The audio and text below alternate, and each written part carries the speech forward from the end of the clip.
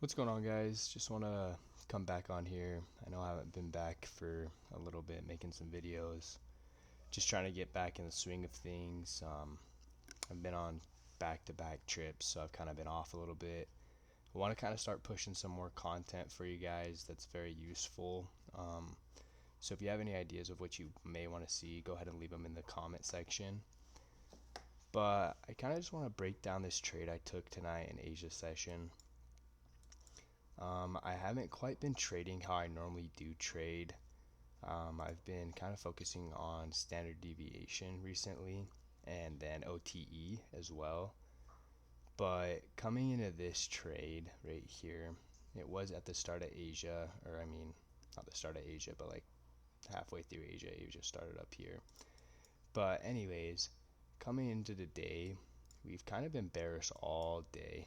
So I had a couple hypos in my head. I either wanted us to open up right here and then manipulate higher up into one of these levels, these standard deviation levels. And then I do know these standard deviation levels should be fairly good in my 2s and my 4s, just because we are getting these reactions off of the 1s already. Just very strong wick reactions, rejections, whatever you want to call it. Almost to the tick. If you can see, this 1.51 was to the tick and just sent us down lower. That doesn't mean we're always gonna hold, but I did set an alert here at the 2s just to see what we could get out of them. But that was one scenario to take shorts.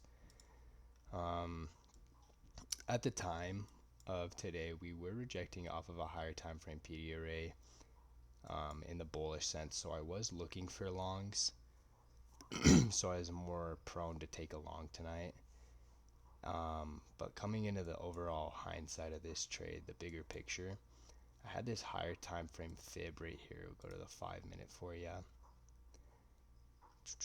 So right here, I had this higher time frame fib just from this swing low to this swing high. A lot of people in my Discord ask why I don't just like mark the fib right here and go all the way to this high.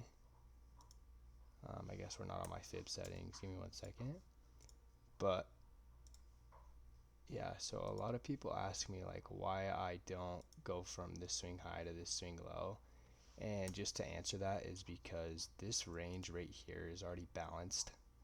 We already came down, and in my eyes, is hitting the 0.705 is a balanced range to me. In this case, we did end up hitting 0.705 perfectly. I wouldn't even draw the fib there. I would draw it right here because this leg in itself is balanced. So I just go from the next swing low to the swing high. So over here, it's balanced. I don't need to see us come back down to here again. So I just draw my higher time frame fib right here from this swing low that balanced the priors right here, imbalance, all the way up to the swing high. And then I just honestly, I look for us to take a long from either the 0.75 if my standard deviation level does line up with it, or from the 0.786. In this case, it was the 0.786. And let's see, I'll go ahead and go with it. Coming into this trade, I had a few ideas. I either wanted to see us hit the 0.705 and get a reaction off of these 2s from this leg to this leg, this standard deviation leg, because this is the overall higher leg. We did get a reaction off of it. It was a wick reaction. It wasn't like my favorite. I did end up taking a long right here as well, though, based off of right here. It was based off of the 705. I believe I took it, yeah, just like right here off of this wick. It looked something like this. Boom. Just had my stop as like around 20 points, and then I was just going to target the high. Ended up getting stopped out on that one. It's part of the process, you know, that standard deviation level wasn't the best anyways, so there wasn't much to align with it. So I did have this standard deviation one right here. Let's go to the 5-minute for you guys, make it easier to see. So I had this standard deviation right here from this high to this low. This was the last leg. It's a different leg. I did have one marked out right here. We just weren't getting the reactions I wanted to see. we were getting better reactions off of this one, so I just completely deleted it.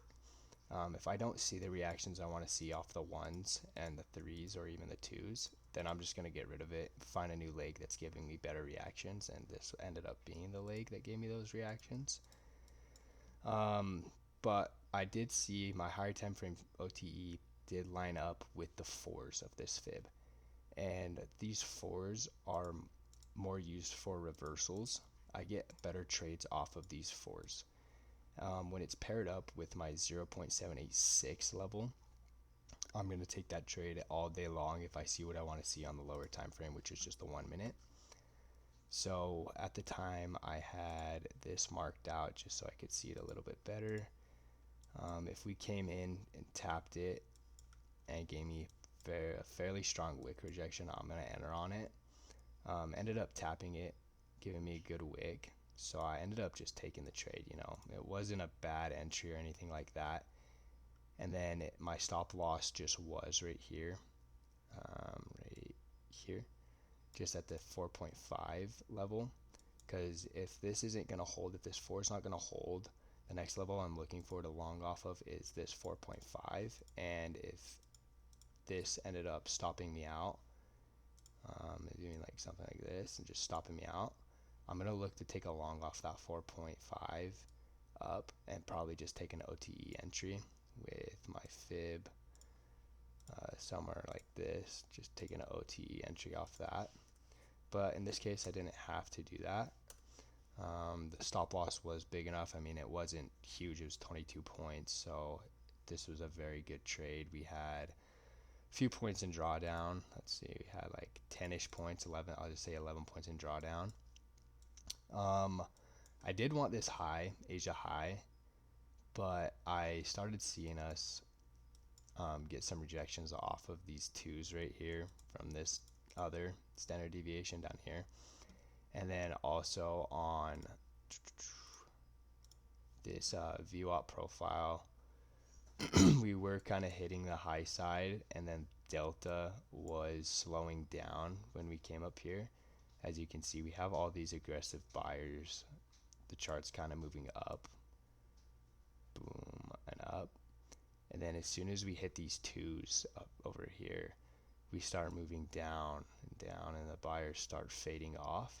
So when we start doing that, I'm going to start shorting my position or taking out, or even just take full TP. In this case, I ended up taking full TP. I'm sure we will come up and take these highs. I didn't need to wait for them. A 1 to 5.6 is not a bad trade, so I'm going to take it all day long.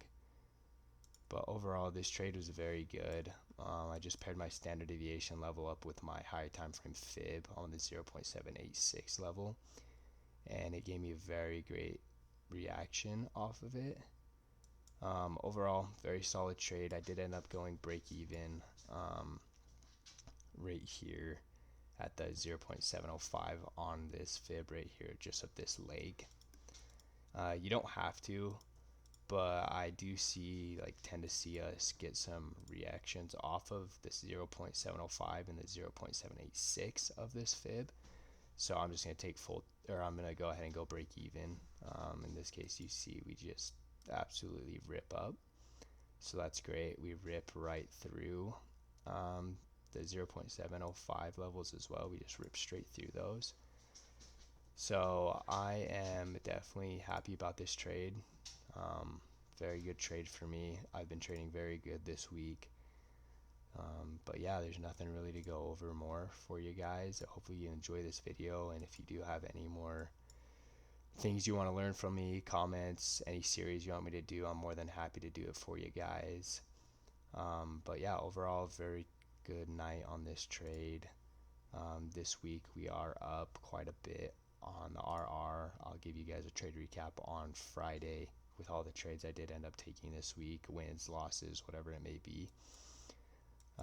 But yeah, hopefully you guys enjoyed this video, and hopefully you have a good trading week, and just make sure you guys are following your rules, take your trades, and if they lose, they lose. No big deal, guys. Just remember that, okay?